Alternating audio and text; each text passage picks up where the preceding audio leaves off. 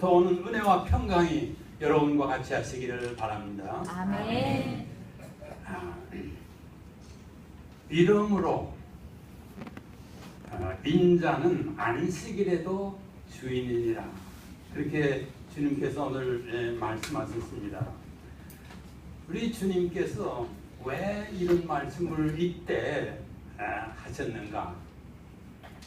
그것은 뭔가 그때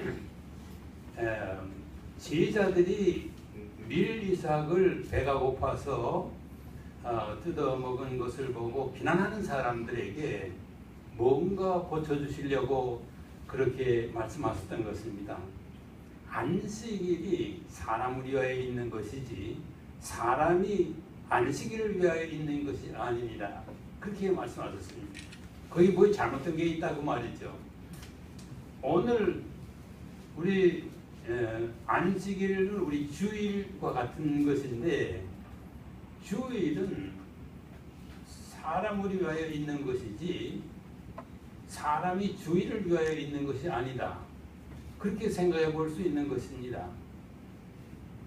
그건 어디에 무엇이 잘못되어 있는고 하니, 본래 하나님께서 이스라엘 민족을 택해 가지고 만민을 구원하시려고 하시는 것은, 간단히 얘기하면은 죽은 사람을 살리려고 하는 생명을 위해서 그렇게 하시려고 했습니다. 여러분, 우리 육신이 얼마나 오래 삽니까? 제가 나이를 먹고 보니까 80평생이라고 하는 것이 모세가 얘기한 대로 밤의 한경과 같으다. 한경이나 밤을 넷으로 나눴는데 하룻밤 넷으로 나눈 하나와 같은 것이 한평생이다. 말하자면 저 신약서에 보면은 잠깐 있다가 없어지는 안개와 같은 것입니다. 우리 인생 언제 80년이 지나간지 모르겠어요. 휙딱 지나가고 말았다고. 그럼 날 보고 이제 루터교회 이제 나이 제일 많은 목사라고, 내가 언제 이렇게 나이를 먹었지? 그런데 하나님께서는 인간을 창조하신 다음에 이 짧은 생명을 어떻게 길게 좀 하시려고 이제 나서신 것입니다. 그래서 영생이라고 하는 것은 예수님께서 말씀하시기를 나는 부활이요 생명이니 나를 믿는 자는 죽어도 살겠고 살아서 나를 믿는 자는 영원히 죽지 아니하리니 내가 이것을 믿느냐. 그래서 부활을 또 말씀하시는 거예요. 이제 죽었다가 다시 살고 영원한 생명이 있는데, 그것을 이제 너희에게 내가 주려고, 그리고 온 세상 사람들에게 주려고 유대민족을 택하고, 그리고 또 유대민족을 통해서 온 세상에 전도하려고 한다. 그런데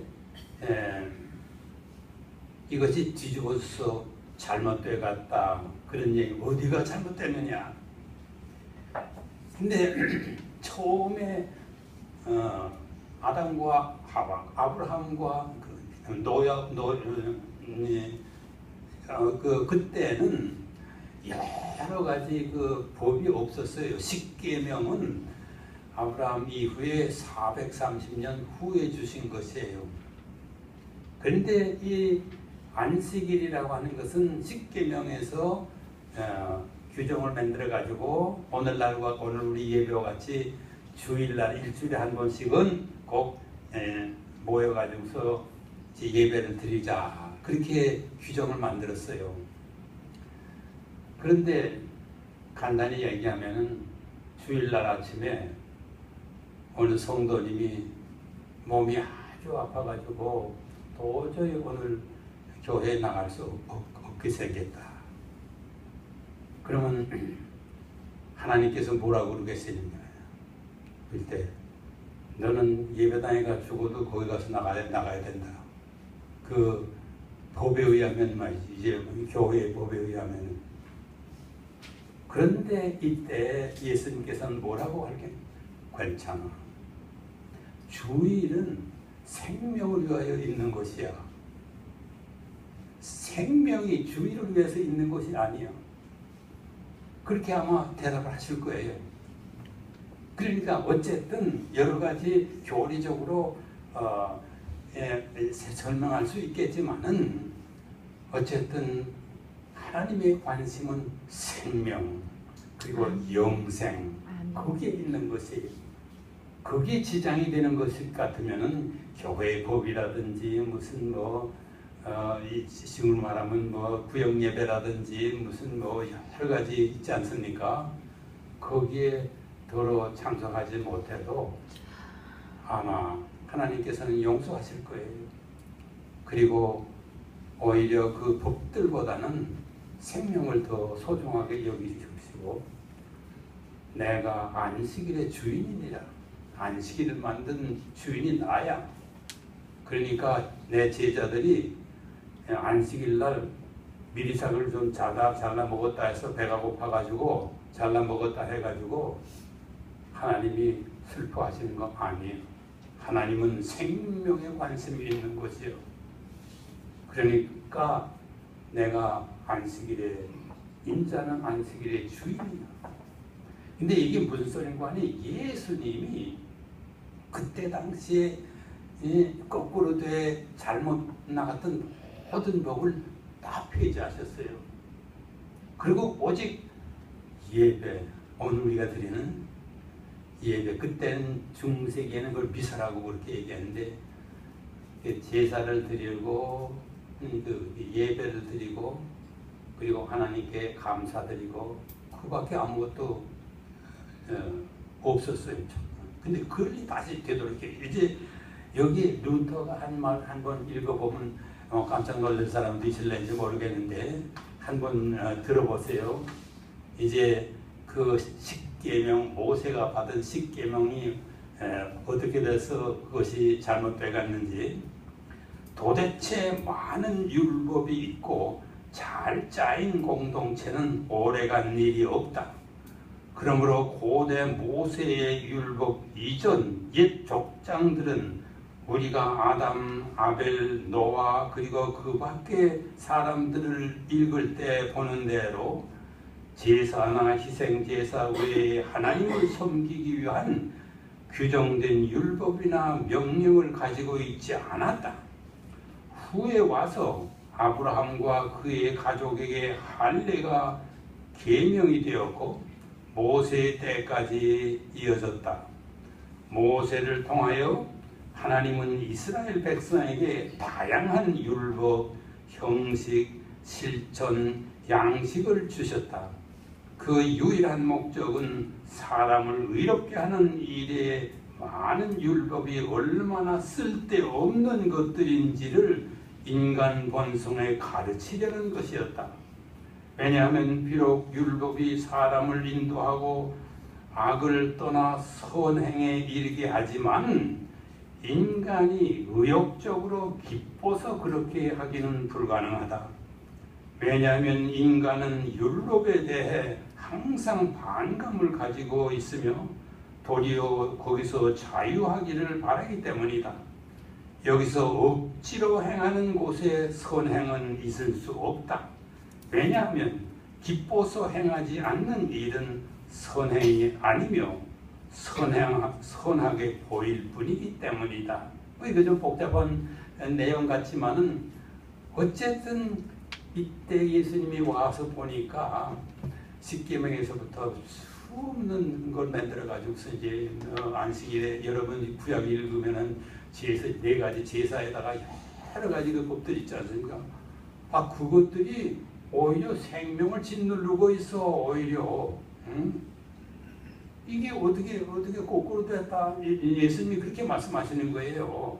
그거 다 생명을 위해서 만들었더니 이제는 그것들이 생명을 졸라 메고 앉았어. 그냥 목을 졸라 메고 앉았다. 그러니까 다시 예수님이 그걸 다 폐하신 거예요. 지금 우리가 할례도 행하지 않고 이제 사도 바울이 말이죠. 갈라디아서 6장 15절에 보면 이렇게 있습니다. 할례나 무할례가 아무것도 아니로되 오직 새로 지으심을 받은 자뿐이니라.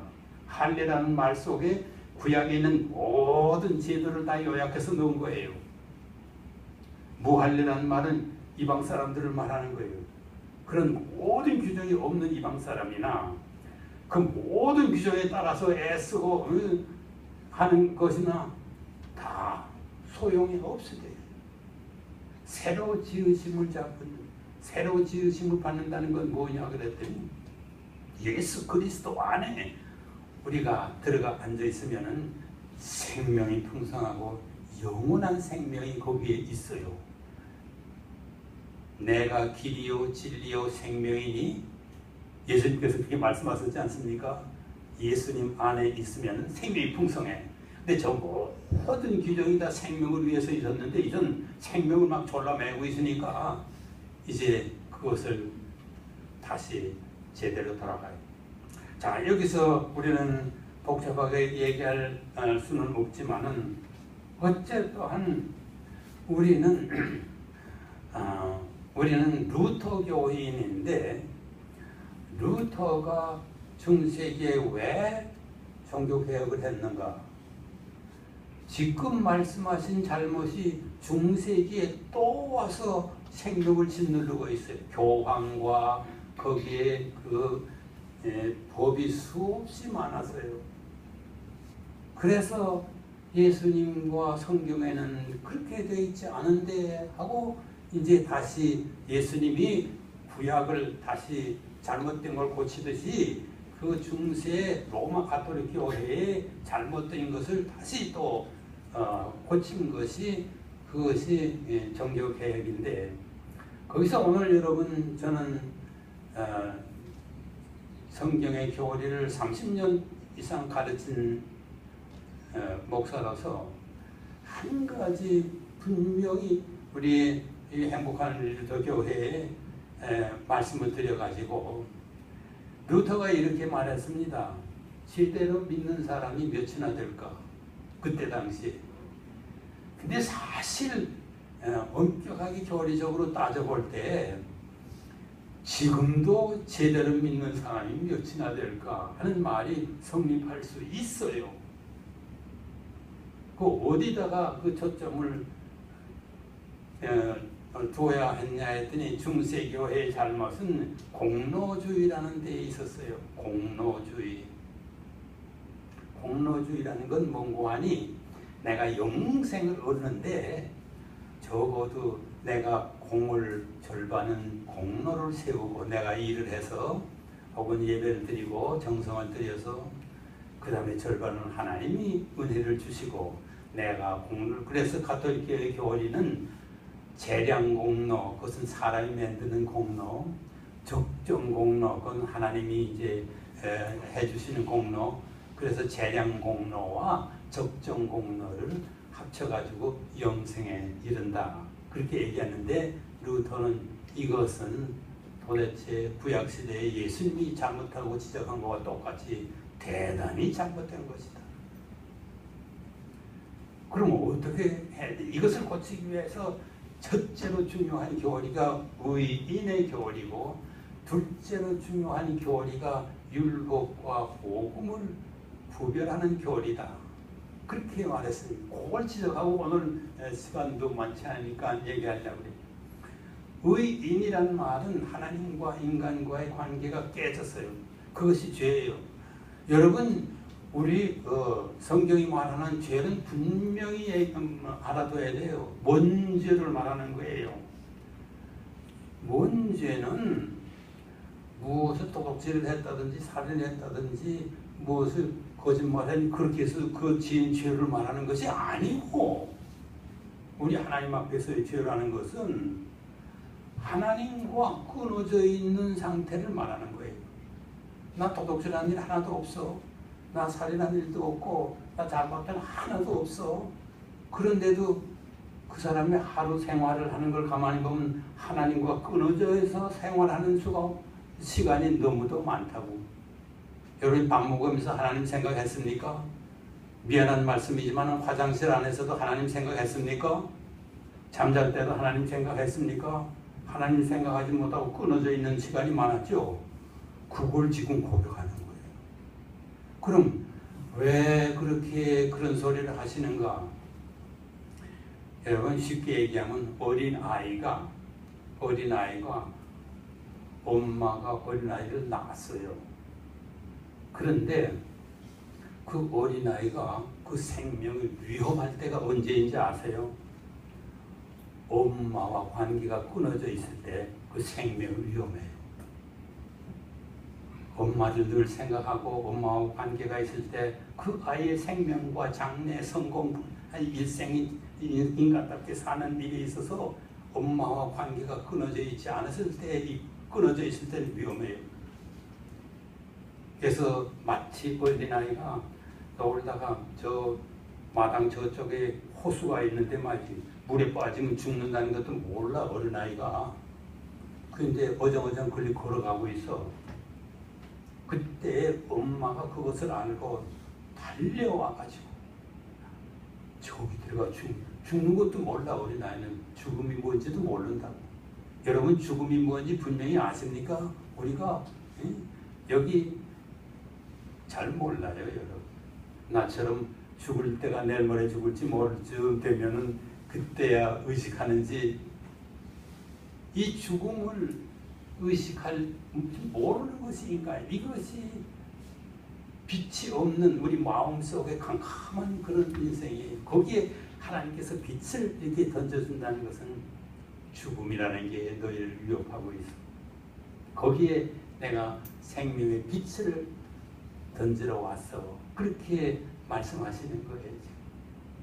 자, 그러면 이제 이 은혜의 겨울이라는 것은 그 빛과 같은 것인데, 끊어져 있던 엄마와 아기가 끊어져 있어서 이 어린아이가 교통사고에 죽을지 물에 빠져 죽을지 모르고 제 마음대로 이제 한 아이를 그냥 달려와가지고 엄마가 난짝 들어가지고 말이지 반대 방향으로 여러 개 난차 놨어요. 그것이 회개야. 회개가 우리가 돌아서는 게 회개가 아니에요. 하나님이 우리를 이렇게 틀어가지고 사망에서 생명의 방향으로 이렇게 돌려놔 주셨어요. 회개는 하나님의 행동이지 인간의 행동이 아니에요. 그러면 그렇게 해서 하나님과 관계가 다시 이어지지 않았습니까? 그리고 생명의 약속이 되고 생명의 방향으로 이제 가지 않습니까? 연못으로 향하지 않고 이제 생명 영생의 방향으로 가지 않습니까? 그 하나님이 우리를 돌려주시는 그 행동, 그것이 복음이에요. 율법은 무엇이냐? 인간의 행동. 복음은 무엇이냐? 하나님의 행동. 그 소교리 문답서에 그렇게 있어요. 율법은 인간이 해야 할 일이고 하지 말아야 할 일, 그리고 복음은 하나님이 하신 일, 지금도 하시는, 옛날에 하셨고 지금도 하시는 일, 그것이 복음이에요. 하나님 왜 우리를 이래라서, 엄마가 왜 어린아이에게 잔소리해요? 생명 때문에, 생명 때문에 잔소리 하시는 거예요. 그래서 우리는 하나님과 늘 연관을 가지고 있어야 되는데, 끊어졌던 그 하나님 관계를 다시 딱 이어주는 그 일을 의인이라고 그래요. 근데 그 이어지는 일을 값없이 의롭다 하셨느니라. 공짜로 값없이 하나님, 우리가 공로를 세워가지고 그 값으로 다시 이어지는 것이 아니고, 일단 먼저 같이 한번 한 목소리를 내봅시다. 먼저 하나님을 하나님 되게 하라. 이게 종교개혁의 슬로건이었거든요. 어머니를 어머니 되게 하라. 어린아이가 어머니를 어머니 되게 하는 것이 언제예요? 어머니 말씀을 늘 듣고 어머니와 관계가 끊어져 있지 않을 때 그 아이가 어머니를 어머니 되게 하는 거예요. 어머니와의 관계를 끊어가지고 왔다 갔다 할 때 어머니를 어머니 되지 못하게 하는 거예요. 우리가 하나님을 하나님 되지 못하게, 자 여기서 다 설명할 수 없지만은 하나만 더 설명하려고 하면 이제 우리가 여기서 우리 저 젊은이들 여기 젊은 성도님들이 많은데 정말 진짜 교인 노릇을 해가지고 루터교회 인다운 루터교인 근데 다른 가톨릭 교회와 저 개신교회 교인과 우리 루터교회의 차이점은 어디에 있는가? 아주 쉽게 얘기하면은 가톨릭 교회나 일방적 개신교는 불안한 교인을 생산한다. 루터 교회는 명랑한 교인을 생산한다. 그렇게 교리학자들이 말합니다. 가톨릭 교회는 왜 불안한 장로교나 개혁파교는 왜 불안한 교인을 생산하고 루터 교회는 왜 명랑한 교인을 생산하는 거? 행복한 우리 이거 꼭 알아두시기 바랍니다. 이제 가톨릭 교회처럼 절반 이런 중도 노선이라는 거에 사람의 공로 절반, 하나님의 은혜 절반 이런 성경에 중간 노선은 없다는 아무 말씀도 듣고 제멋대로도 가는 아이가 성공할 수 있느냐? 중간 노선이 없어요. 그걸 알아야지. 어머니와 끊어져 있으면 망나니가 되고 많은 거고 어머니에게 전적으로 매달려 있으면 위대한 인물이 되고 오래 사는 것이고 그밖에 없어. 더러는 어머니와 말을 안 듣고 말이지. 더러는 어머니의 말을 듣고 그래가지고 영생을 하고 훌륭한 사람이 된 사람이 그런 길은 없다는 거예요. 그런데 이제 성경이 이게 사도 바울이 그것을 얘기하는 건데 종교 개혁을 하려고 하니까 이제 사람들이 루터를 향해서 비난을 하는 게 그건 너무했다. 그럼 인간의 공로는 요만큼도 인정을 안 하려고 하는데 그건 너무하지 않았냐 그랬더니 아니 그 공로를 무시하는 게 아니고 우선 사망의 길에서 돌아서는 일은 하나님이 다 했다고 하자. 돌아선 다음에 뭐든지 해라 그거야. 돌아선 다음에 뭐든지 해라 그거야. 그래서 성경에 보면은 돌아온 탕자가 있었죠. 돌아온 탕자가 이제 거기 어떻게 살았는지는 성경이 없지만은 그러나 그 탕자는 아버지를 끊고 나갔던 그 사망의 길이 너무나 컸기 때문에 아마 돌아와서 평생토록 좋은 일을 아무리 해도 아버지 은혜를 다 갚을 수 없었을 거예요. 그러니까 거기서 뭐 아버지를 위해서 뭐 아버지를 업고 다닌다든지 아버지를 위해서 이런 일 저런 일 별일 다 했다 합시다. 1000가지 만가지를 다 했다 합시다. 그날 그 아들이 아직도 우리 아버님의 은혜를 갚으려고 하면은 1000분의 1도 안 돼 아직도. 그러다 죽었을 거예요. 그것이 우리 그리스도인이에요. 여러분 11조를 냈다. 뭐 새벽기도에 안 빠졌다. 그리고 이런 좋은 일을 했다. 저런 좋은 일을 했다. 이런 일 저런 일 했으니까 나는 이제 천국에 들어갈 거야. 그리고 교만하게 시작하게 되면 그리스도인은 아니야. 그런 공로를 인정해가지고 뭔가 되려고 하면 불교로 가는 게 더 빨라요. 그 다음에 가톨릭교 하는 게 더 빨라요. 우리 개신교에 머물러 있을 필요가 없어요. 그럼 어떻게 해야 되느냐? 한 가지 우리가 표준을 가지고 있으면 된다. 자랑할 것이 없으면 돼. 자랑할 것이 없으면 돼. 교회에다 헌금을 많이 냈든지 무슨 일 뭘 했든지 간에 무슨 일 1000가지 만가지 했더라도 자랑할 것이 없으면은 그건 제대로 생긴 거예요.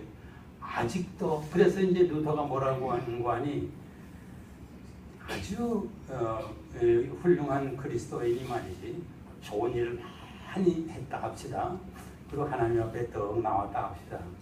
그럴 때 하나님이 이렇게 보면은 말이지 아직도 벌밖에 줄 거 없대.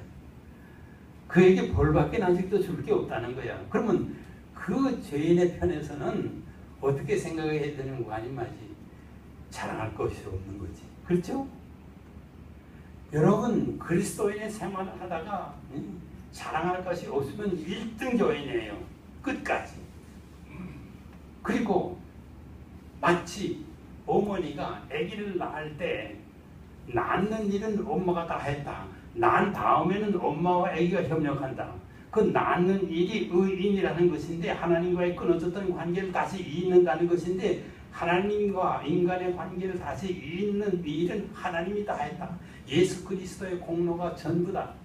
그래서 여러분이 그러지 말고 내가 하나님과 다시 의로워진 관계를 가질 때 그 99는 예수님의 공로로 한다 하고 일은 내 공로를 거기다 좀 넣어봅시다. 그런데 루터가 거기에 대해서 깜짝 놀라면서 말이지 뭐라고 얘기를 하는 거 아니?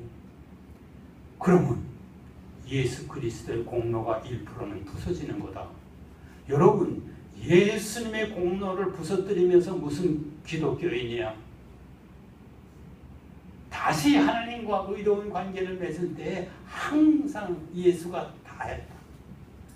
일단 의로운 관계를 아직 의인은 아니에요. 의롭다는 인정을 받았다는 거지. 그 관계를 맺은 것은 하나님이 다 했습니다. 난 자랑할 것이 아무것도 없습니다. 그리고서 계속 나아갈 때 말이죠. 죽을 날이 왔어. 죽는 날이 왔어.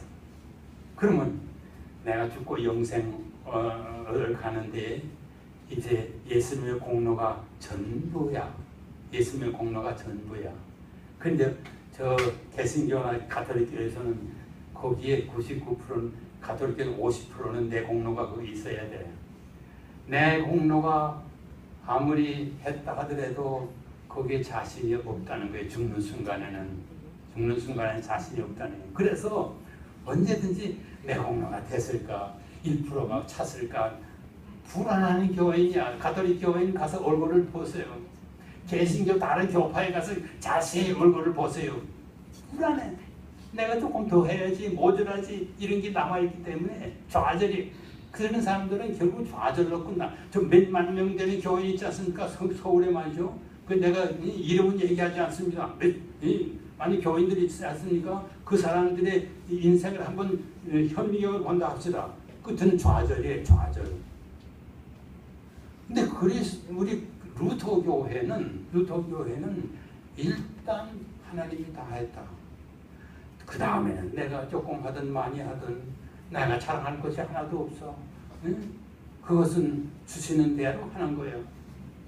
그리고 이 의로워지는 일은 이 세상에서 끝나는 것이 아니라 저 세상에서도 계속된다는 거예요.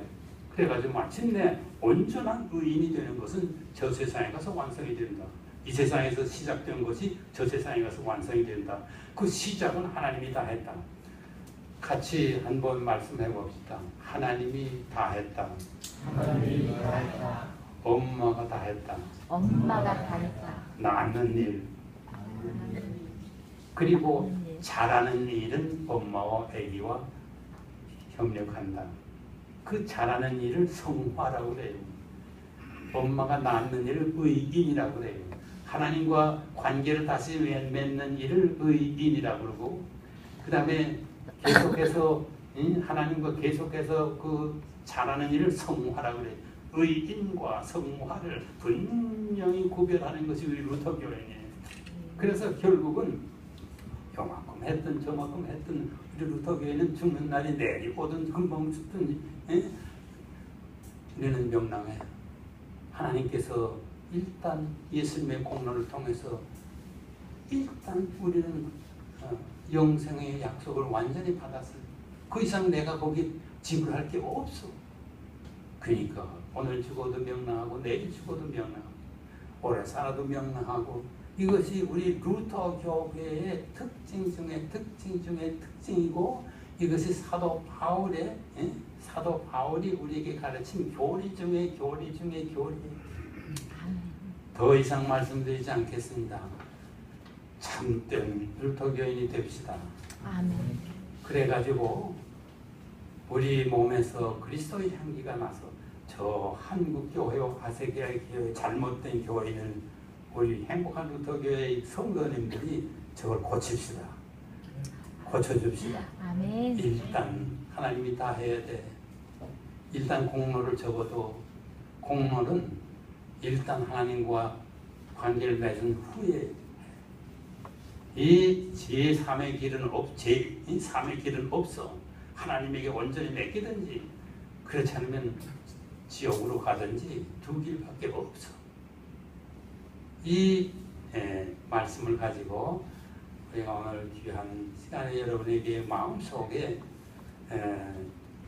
이 귀한 하나님께서 이 하나님의 행동이죠. 하나님의 행동이 이제 우선 인간의 행동 그다음 가지고 나아가시는 가운데 이 지역뿐만 아니라 이 한국 교회를 한번 새롭게 하는 여러분이 다 새로운 루터가 되시기를 주님의 이름으로 축원합니다. 아멘. 모든 지각에 뛰어난 하나님의 평강에 그리스도 예수 안에서 여러분의 생각과 마음을 지키시리이다.